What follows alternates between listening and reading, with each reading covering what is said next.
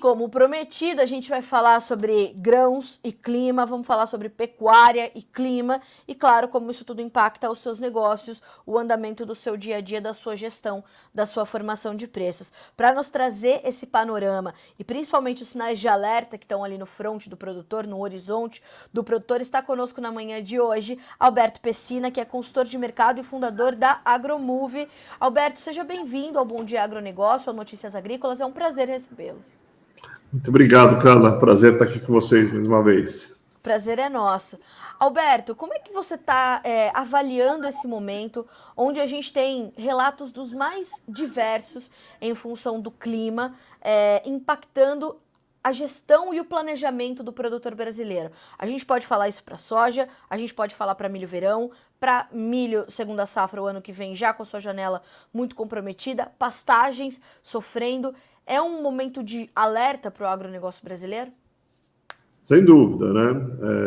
A gente realmente teve muita notícia do tipo, você não vai afetar a soja, e notícias do tipo, ó, tem problema e tem risco aí. A gente vinha um pouco mais preocupado, a gente sabe que o clima é uma coisa muito difícil de prever, mas a gente, nos nossos mapas que a gente usava, vinha um risco, tinha um risco aí, e isso realmente impactou, tá? Não há ainda, infelizmente, nos dados, né? A Conab, no último relatório, não trouxe uma atualização, uma redução na produção, ela manteve a projeção dela, e o USDA também manteve, e o USDA normalmente se baliza na Conab, então é difícil dele atualizar, mas a gente viu aí problemas, a gente tem clientes no Brasil todo, e a gente tem visto problemas, principalmente na região norte, com relação a clima, então plantio atrasado, uma germinação que não apareceu, e agora com essas primeiras chuvas vão ter as avaliações de quanto foi perdido. Então tá difícil de ainda falar, porque a hora que chove é que vai sair a semente para fora e ver o que saiu, né? O que não saiu,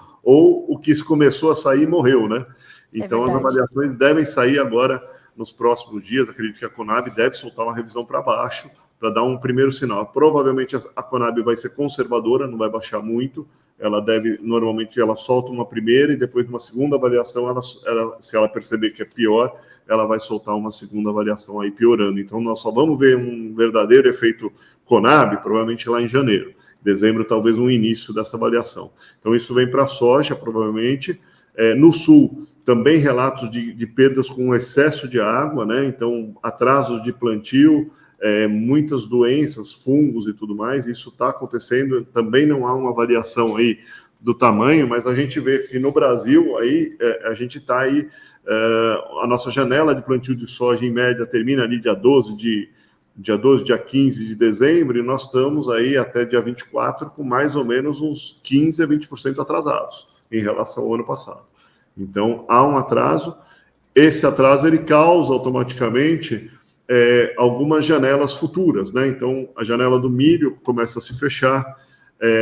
Quem planta um algodão, né, faz algodão, já fechou a janela. Quer dizer, o cara, se tiver que replantar a soja, ele não vai plantar algodão.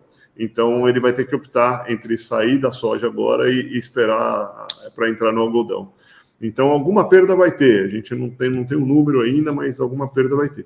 E o Brasil é importante, tá? No nosso número, a produção global estava acusando aí um volume de oferta maior do que a demanda, e para o Brasil, que é o segundo maior grande produtor, a Argentina é pequena, perto dos grandes exportadores, que é Brasil e Estados Unidos, da soja. Então, se houver uma quebra de 10% no Brasil, a gente provavelmente já começa a ter um impacto em termos de preço, começa a ter um impacto mais forte. Então, aqui é um primeiro ponto. E isso, Alberto, eu percebo que a gente tem entre os analistas, entre os consultores de mercado, mas principalmente entre os produtores, o sentimento de que tudo... Porque o cenário que o senhor destaca para nós e detalha, ele traz todas essas nuances que ainda podem aparecer. E tudo isso que ainda pode acontecer com revisão de números, principalmente números oficiais, os de Conab, que ainda não trazem uma diminuição, enquanto algumas consultorias privadas já apontam essa baixa na nossa oferta. Mas me parece que o mercado ainda não exibiu todo esse reflexo. Ou eu tô enganada? Ainda pode acontecer dos preços refletirem com mais clareza e talvez um pouco mais de força o que está acontecendo por aqui? Você está correta, tá? O primeiro ponto aí que a gente destaca é que muita gente, a gente tem como referência a Bolsa Chicago. E a gente já sabe que Bolsa Chicago não responde tão bem a uma quebra de produção brasileira. Ela responde de forma mais tímida. Ela responde muito bem à produção americana. Então, a gente fica de olho em Chicago. Chicago a gente sabe que não vai responder tão bem quanto, por isso o prêmio, às vezes, quando nós temos quebra de software, o prêmio brasileiro fica bem acima de Chicago, que o Brasil responde muito mais. Paranaguá sobe muito mais quando a gente tem uma quebra. Então, esse é um sinal que a gente tem cuidado e não vamos esperar grandes reações em Chicago, nós vamos esperar reações na brasileira. E aí vai o alerta, né? Para o produtor, a gente tem segurado nossos produtores, porque como a safra foi muito boa, as tradings estão pagando muito abaixo de Chicago, o que não é normal. Então, elas estão ofertando ao produtor, para a safra março 24, um preço muito baixo. Então, nós seguramos os nossos clientes, falando, não vende na trade, porque não faz sentido vender e tem risco de clima. Agora está aparecendo o risco. Nós não tínhamos certeza se vai aparecer, mas tinha risco, então fica fora. Então, nós fizemos, nesse ano, nós fizemos recomendações de hedge em bolsa, que se reagir, o produtor se beneficia dessa alta na soja brasileira. Ao inverso, o ano passado, a nossa recomendação foi faz na trade, que está justo. Né? Então, está injusto o prêmio pago pelas trades ao produtor. Então, esse é o cuidado que a gente tem alertado, porque com esse risco de eventualmente ter essa quebra, podemos ter um preço Brasil reagindo e isso gerando prêmio. O segundo ponto é que, normal, a todas as projeções, quando começa ali em abril, o USDA soltar os dados e a Conab começa a soltar agora no início, ela sempre prevê o quê? O potencial, e não consegue ver o clima. Então, os primeiros dados todos indicam uma super safra, como eu comentei, a oferta global prevista pelo USDA lá em abril e que se alterou pouco, foi tendo pequenas reações devido à quebra americana, que teve alguma quebrinha, não foi super grande, mas teve, é que a oferta global de soja vai ser 7% maior do que o ano passado e vamos ter um excedente de 16 milhões de toneladas a mais, se eu não me engano, 16 milhões de toneladas a mais do que o consumo. Então, o mundo não está preocupado em comprar, já que nós temos mais. Não tem por que eu sair correndo. Agora, quando isso começa a ser revisto, e por isso uma quebra da safra brasileira de 10%, nessa quebra nós tiramos esse excedente do mercado. E aí o mercado começa a buscar. Agora, qual o tamanho da quebra? Nós não sabemos. Então, o mercado está nesse momento, percebendo que existe um risco Brasil grande, um momento de possível quebra. Qual o tamanho? Se essa quebra for maior do que 10%, provavelmente nós começamos a ter um potencial de Brasil subir, mas nós não sabemos ainda o tamanho dessa queda. Então, há essa tensão e o cuidado na gestão de travas na trade com prêmios muito baixos em relação a Chicago, está muito abaixo, cuidado. Tem vários produtores que ficam muito apertados, a gente já tirou muita gente disso, de fazer a trava para travar custo, o custo está ruim, eu tenho medo, e acaba se posicionando numa posição que, depois de feita, você não vai conseguir recuperar. Você já vai garantir margem ruim no seu negócio.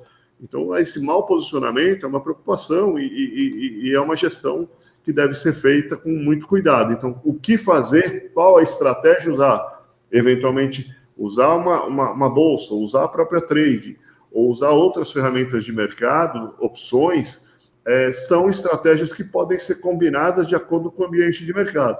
E o produtor ainda está muito... ele só sabe usar a trade, e isso às vezes prejudica.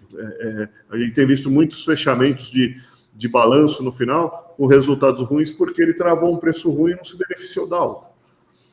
O que causa um comportamento como esse, Alberto? É um certo temor do produtor ficar ou pouco coberto e chegar a um momento da temporada onde vai haver uma concentração de oferta e ele se adianta e pode se adiantar em momentos que não sejam os mais oportunos para comercializar, ou ele comercializa demais e depois fica aflito porque vê a sua dificuldade ali no campo e esse risco Brasil, ou lhe falta estratégia? Como é que o senhor avalia esse retrato, né? E como é que a gente faz para evitar situações como essa, cenários que se repitam, como esse que o senhor acabou de descrever para nós?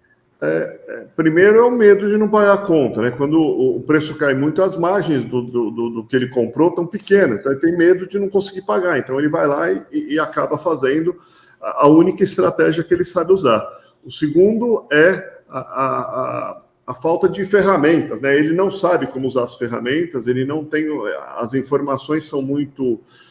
De todas as formas, na mídia, de uma forma geral, ela solta um monte de informações pequenas, né, e não uma avaliação completa do sistema. E isso confunde, né? Então, porque não por estar errado ou certa, mas soltar, às vezes, uma informação, olha, por exemplo, na pecuária, a Indonésia vai importar, a Indonésia importa 1% da nossa carne, não vai fazer efeito, né? Vai importar carne bovina, muito pequena. Então, mas não está certa a notícia, não está errada, mas se o produtor não tem o todo, ele não consegue. Então, uma avaliação financeira focada, a maioria dos produtores faz gestão focada em produção e não focada em mercado.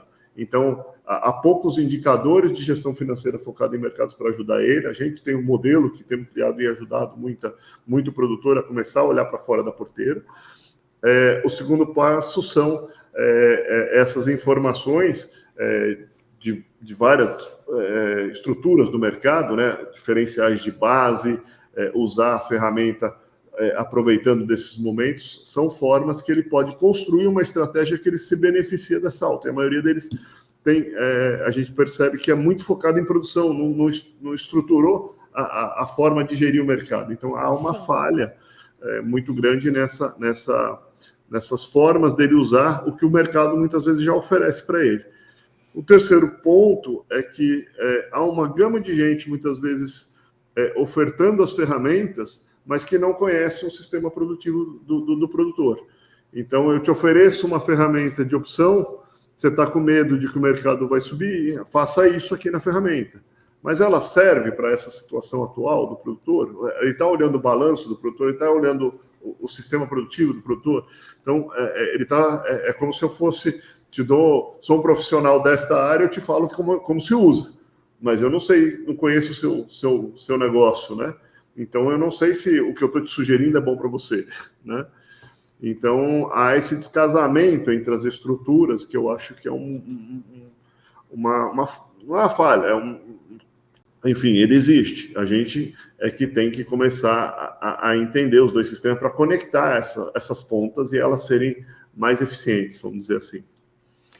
Alberto, o senhor falou dessa possibilidade de alta nos preços da soja brasileira. Como é que ele aconteceria se não via Chicago? A gente pode ver uma melhora considerável dos prêmios daqui em diante? Hoje, como eu comentei, o que está acontecendo é que Paranaguá tem um preço, Paranaguá está abaixo de Chicago, o normal é Paranaguá ser mais ou menos $1 acima de Chicago, ele está oscilando ali, ele já teve pior, hoje ele já está mais igual, mas ele está oscilando, o normal é ser $1. Quando aparece um problema climático brasileiro, o Paranaguá vai subir mais de $1. O ano passado, no ano retrasado, ele chegou a ser $2,50 até $3 acima de Chicago. Então, esse seria o primeiro ponto. O segundo ponto é que a diferença entre as regiões Mato Grosso, todas as regiões, mas existe um diferencial de base que está muito aberto. Esse diferencial vai tender a fechar. Então, nós vamos perceber essas mudanças. Já o diferencial já está fechando, tá? Não muito, mas fechou já um pouco nos últimos dias. Eu tenho relatos de clientes já mostrando esse diferencial fechando. Não houve alteração em Chicago, mas o preço pago nas regiões do interior já melhorou um pouco. A gente pode dizer que, apesar de todos os problemas, Alberto, que a gente vem empilhando, né, nesse momento, e essas preocupações todas que se acumulam para o produtor brasileiro, vai ser um ano comercial de margens saudáveis? Naturalmente que não serão as mesmas das últimas 2, 3 safras, mas será um ano de margem para o produtor? Ele vai conseguir fechar suas contas e ter uma certa margem de lucratividade? Ou isso também ainda está muito incerto diante de toda essa incerteza sobre o tamanho da nossa oferta? Primeiro, depende se o produtor já travou. Se ele travou agora na baixa, todo o custo dele ele já travou na trade, o espaço de recuperação de margem, mesmo que o preço suba, está pequeno. Certo. Ele não vai ter muito espaço para conseguir recuperar. Se ele não travou e ocorrer a alta de preços, ele poderá se beneficiar e aí sim as margens melhores. As margens não estão negativas, elas estão baixas. Se ele travou nos preços atuais, ele está com margens baixas. Então, depende do percentual que ele travou já na trading, ou travou no barter, ou travou com o fornecedor, enfim, são vários os sistemas de trava. Depende do percentual que ele travou, quanto que ele entregou de sacas para pagar aquela conta, já vai estar comprometido. O segundo ponto a quebra é quebra, portanto, ele vai ter menos produto lá na frente. A forma do mercado beneficiar isso é em produto. Se ele já travou e ainda teve quebra, a margem dele vai ser ruim e ele provavelmente vai sofrer. Se ele não travou, ele ainda vai se beneficiar, pelo menos, do acesso de preço. O que a gente sabe é que preço tende... difícil de... A não ser que alguns cases, né, você pode ter muita quebra num produtor só, mas normalmente você tem uma quebra... todo mundo tenta se proteger e algumas quebras menores, um produtor bom. Então, ele sofre menos, ele fez um sistema de plantio que protege mais, então ele sofre menos. E aí, quando você tem a alta, o preço costuma compensar mais do que ele perde em produção, mesmo que ele tenha uma perda. Então, ele se beneficiaria de uma potencial alta. O que acontece é que precisa ter a potencial alta. A margem hoje, nos modelos atuais, está ruim. Tá?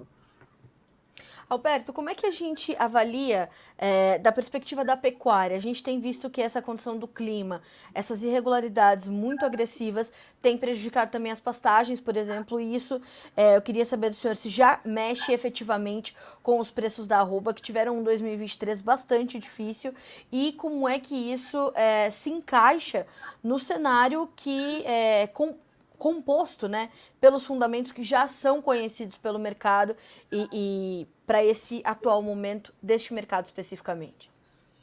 Bom, na pecuária, existem duas coisas que vêm acontecendo. Uma a gente já previa, desde 2022, a gente vinha cantando que o mercado ia derrubar. Não tinha jeito, porque ia nos ter mais ofertas. Então, se a gente pegar os dados atuais, a Agromove projeta um pouco para frente do mercado, ainda não tenho novembro, mas eu já tenho outubro. A gente já está fechando, provavelmente, a produção brasileira com 10% acima do ano passado.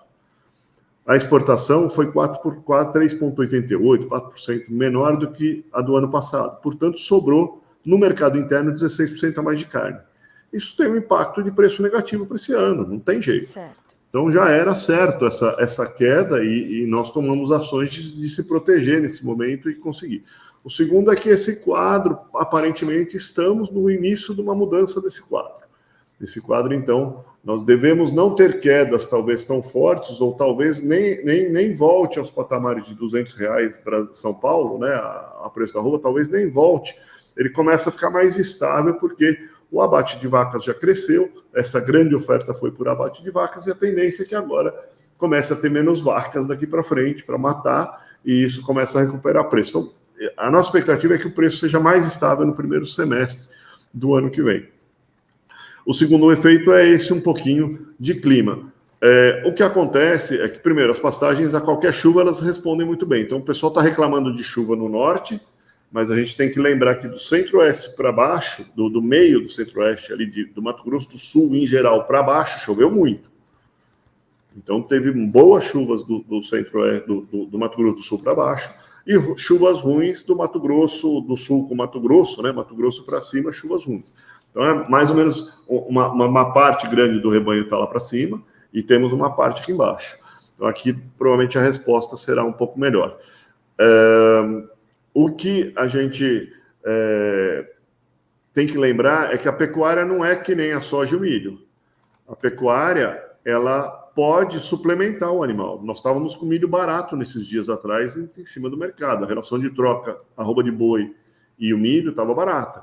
Então, faltou pasto, eu posso suplementar com um alimento proteico ali, com energia, e isso compensa uma parte dessa perda de pasto. Até, às vezes, com ganhos até melhores. Eu tenho confinamento, na soja não. Se não choveu, perdeu. No milho, não choveu, perdeu. Não tem quem recupera isso. Sim. Então, na pecuária existe uma certa compensação.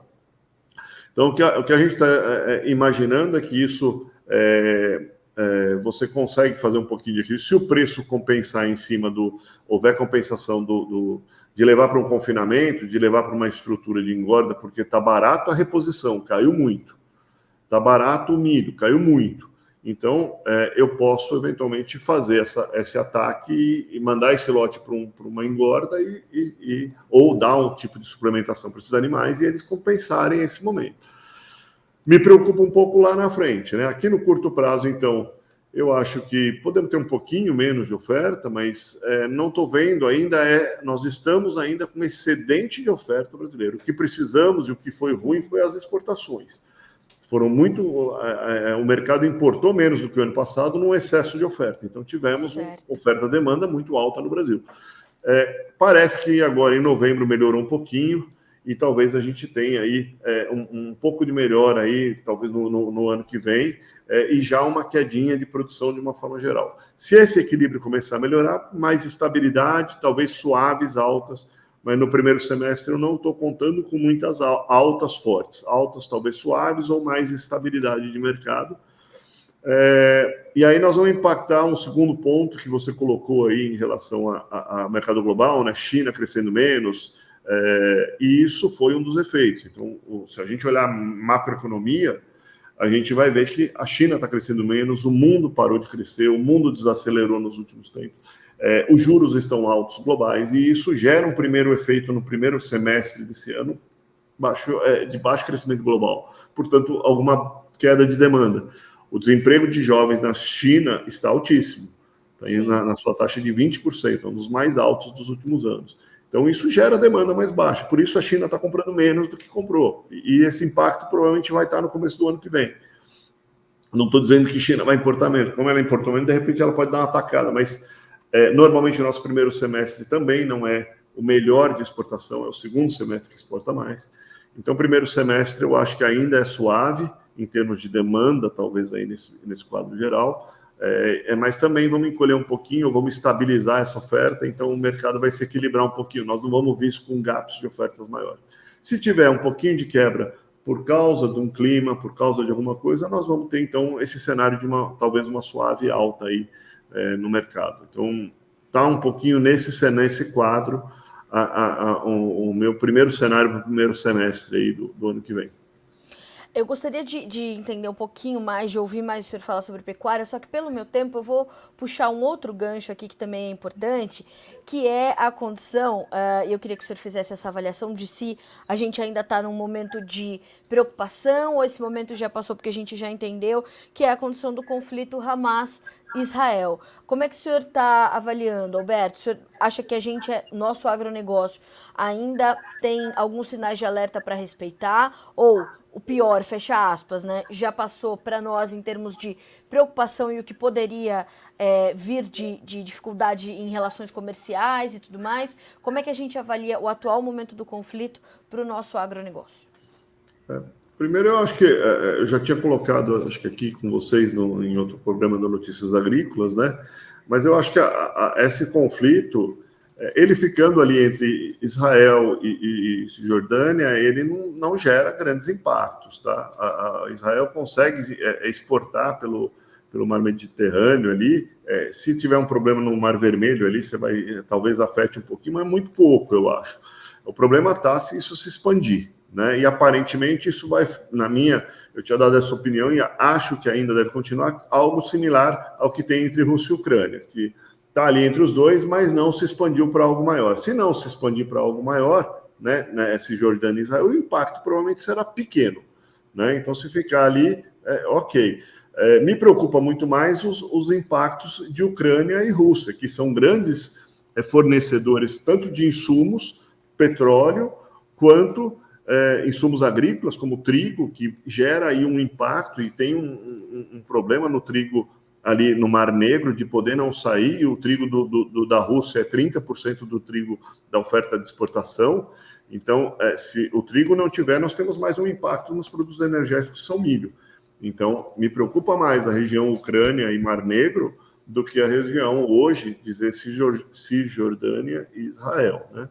Então, ali eu acho que se ficar por ali, o impacto não tem algo grande. Agora, se estender para Irã, que tem ali um petróleo e pode ter aí sanções mais fortes nesse sentido, aí pode ter bloqueio de exportação, aí sim nós temos um outro efeito.